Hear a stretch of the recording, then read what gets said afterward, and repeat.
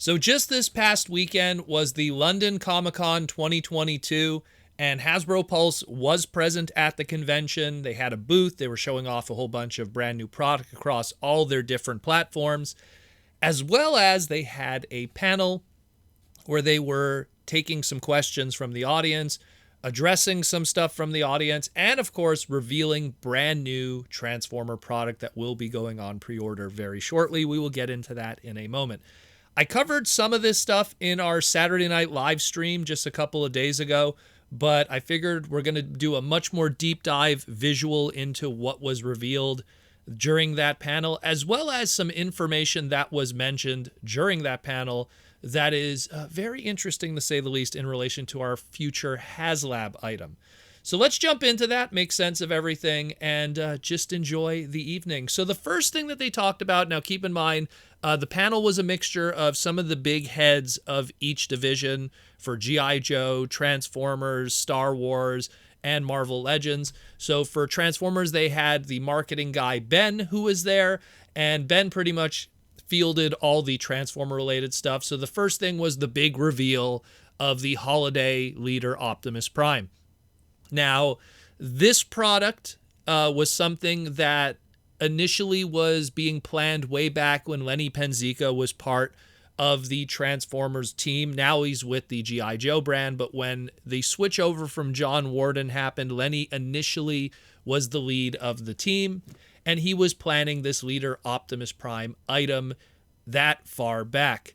Now, for people that are looking at it, I know that there was a lot of conversation of it's an extensive, crazy retool of the Earthrise Optimus Prime. Other people were saying, oh, it's the Motor Master mold. Like, they clearly took Motor Master, our commander class. Some people are saying, the craziest one I've seen is someone said Silverbolt from Combiner Wars, extensively retooled. Other people are saying Onslaught. There's so many. But the reality is, and this is straight from Ben from marketing's mouth, the trailer itself is nothing more than a 100% redeco, no new mold casting. It's a 100% redeco of the Earthrise trailer for Optimus Prime. That mold is actually on a separate mold. That way that when they take that Optimus Prime cab, if they want, they could just release that cab individually, do black repaints in Japan. So they're actually made on two separate molds, so they're able to isolate just the trailer and put that out as a separate product or marriage it to a product like in this case. So that trailer, it's just the Earthrise Optimus Prime trailer repainted with those festive colors. As for the robot itself, according to them, it's a 100% brand new mold and tooling. It's based off of the Volvo VNR 300 truck, which are used by Amazon. That's a very interesting piece of information there, considering for the longest time we had listings for a Amazon Prime Optimus Prime toy kicking around for a while now. Is that listing related to this item here? Does that mean we're still going to be getting an Amazon Prime truck Optimus Prime later on? We don't know. But we do know we have this brand new mold here with this different kind of truck design. A lot of people have already been speculating what the repaints could be from this, from a G2 Hero Optimus Prime to all kinds of interesting stuff. But that being said, it does look very interesting and pretty cool. They said that they did this because they were inspired by what the Star Wars team was doing, specifically the Star Wars Black Series stuff. They pretty much were like seeing how Star Wars Black Series, they have their holiday edition where they have all those stormtroopers and sand troopers and snow troopers and everything done in all these kind of green and red and holiday stuff and holiday weapons and everything. So they wanted to do something like that in a Transformer kind of spin of things. Mark Mayer was the one who picked up designing this after Lenny Penzica left the team to go to G.I. Joe.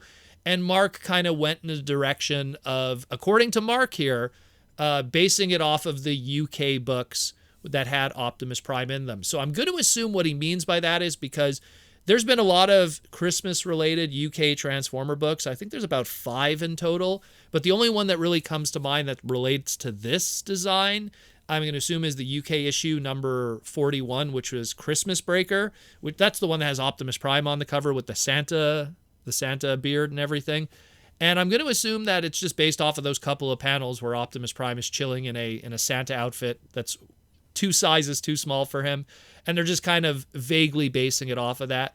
Also, the Matrix being green is not just a festive color of the red to the green. The Matrix of Leadership had a green core in the comic books. So that kind of works out in the end of really kind of hammering that Marvel UK or Marvel USA kind of connection there. So it's pretty cool. I like it. Candy cane, ion cannon, everything looks good. I like it. I think it looks really cool. We don't have a price yet for it. They say that this is going to, pretty much tomorrow is going to be Transformer Tuesday, and there's going to be a whole bunch of pre-orders that are going to drop, and these are going to be one of those pre-orders. I'm assuming, I could be wrong, but I'm assuming probably leader class price point, maybe slightly more, but we'll see what happens with that. I really love the box. I love that it has the little tag on the top where you could gift it to someone where it's a to and from. I love it. I think it looks great. Let me know what you think on that one. But again, it's nice to see something a little different like that. So again, the pre-order for that one, November 1st, tomorrow on Transformer Tuesday. Check that out, yo. Also, what they revealed, of course, was the Generation Selects Magnificus. This is something we've talked about for weeks on end.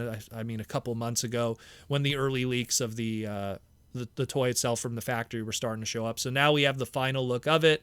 It is going to be the first Gen Selects item of 2023 when it ships out.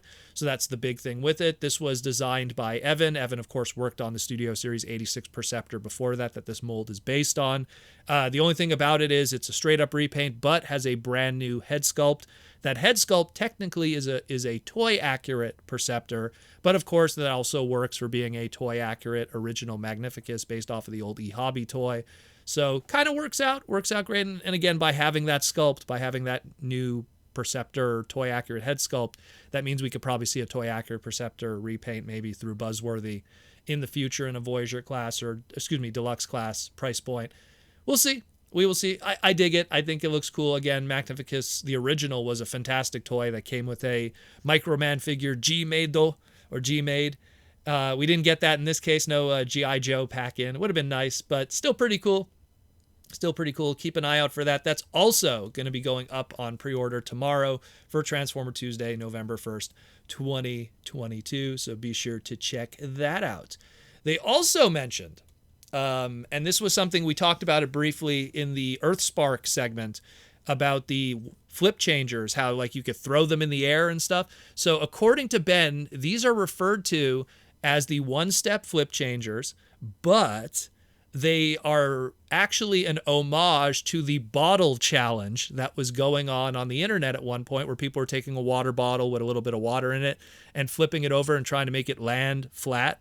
And that was like a big thing that was going on for a while. So Hasbro's getting in on the water bottle challenge a couple years later with their Transformer product. So you throw a sound wave up in the air in vehicle mode and it'll transform into robot mode, and you hope that it sticks the landing. And they actually, at their booth, had people trying it out and doing the throw the sound wave bottle challenge, I guess. So that's interesting. Again, I was fascinated by the way they were explaining it on the packaging and in the description of the product, but I didn't understand what they were trying to get at, because I was thinking of the old jump starters and how you pull them back and they just kind of flipped up and hopefully stick to the landing back in the day. But still, pretty cool. I want to see more of this. I definitely want to see more of this. That's very interesting. Him and Swindle are the two that possess that kind of gimmick thus far, but there's probably going to be more of them in the future. And the last thing we're going to cover, and it's again that heated topic of the Haslab Deathsaurus. So as of this recording, Deathsaurus has just meeked past 5,000. I believe it's like 5,100 as of this recording. It slowed down. The first day, we had about 4,000. The second day, we had about 1,000. And now we're on the third day, and it's about 200. So it's slowed down quite a bit. But again, I think people are just kind of buying their time, waiting it out. Ooh, maybe there'll be a third tier or something.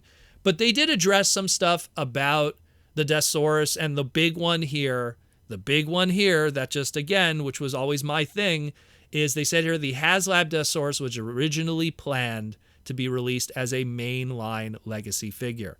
So it was on the table. It was a possibility. It's just that then they said later on we wanted to, quote, upgrade it and get it to the right size and sculpt and scale with Victory Saber. So that's pretty much it. Again, I stand by it. I think it looks absolutely fantastic as a product. I love the extras that it comes with, but I still feel that it could have been a retail product. I feel that Haslab as a whole should exist for stuff that just doesn't fit in retail, and this is something that could have fit in retail. There's no such thing as an obscure character that doesn't belong in Transformers anymore. The fact that we have Diaclone stuff, the fact that we have G2 obscure stuff, I'm waiting for G2 GoBots. I'm waiting, like, we already have actual GoBots. You know, like, we've reached a point now where anything is possible, of any price point, of anything. And, you know, the fact that we're getting a Cybertron Metroplex based off of Megalo Convoy from Galaxy Force, that really only a small segment of the fandom really know who that is, and it's going to be the Titan class price point, shows that they're willing to throw characters anywhere regardless of their notoriety. And something like a Deathsaurus, which is much more well-known than a lot of the other stuff I've just mentioned, could have been a Commander class. But again, I'm not going to go deep into it again too much, but the fact that they said that this was something that at one point could have been Legacy, and then they didn't do that, well, need I say more? They say here that they're going to be getting a painted model, hopefully by the end of next week, and the current model that is on display at London, and a lot of the photos that we have seen thus far, and probably the ones I'll be posting on the screen here, are just of the block model, which don't have the final veneering and detail on them. So hopefully we'll see something much better by then. I hope it's not too crazy detailed, because in all honesty, I think that if you keep it simple and you keep it good and you get that good animation look to it and those fine popping colors, I think we could have a really good product out of it, because it already looks pretty spectacular to begin with this block model. So I'm pretty excited about it. I think it's really cool. But again, that $179.99, come on, guys. Let's be real. You know, this thing could have been a Commander. It really could have. And, you know, yeah, you could argue the extra bells and whistles and the throne and the stand. But in all honesty, if people could have told you you could have it with the Commander price point and it didn't have the throne and the stand, I think a lot of people would have accepted that, and then would have just bought like some 3D printed stand off of Etsy or whatever, or Shapewaves. But either way, that's it more or less, guys. That's what we got from London Comic Con. Still pretty cool otherwise. Again, I like that. I like that that Xmas Optimus. I'm going to call him X-Men Optimus. Xmas Optimus, Christmas Optimus, Holiday Optimus, whatever you want to call him, Santa Prime, Candy Cane Convoy, as I was calling him on Twitter. But looks pretty cool. Hopefully we'll get some more information in the coming weeks about all the other products that are coming, especially about BotBots too. There's a lot of stuff that we're still kind of up in the air. I got to cover a BotBot segments later today too. There's some interesting stuff percolating in the background. So we'll talk to you soon. Enjoy the pod.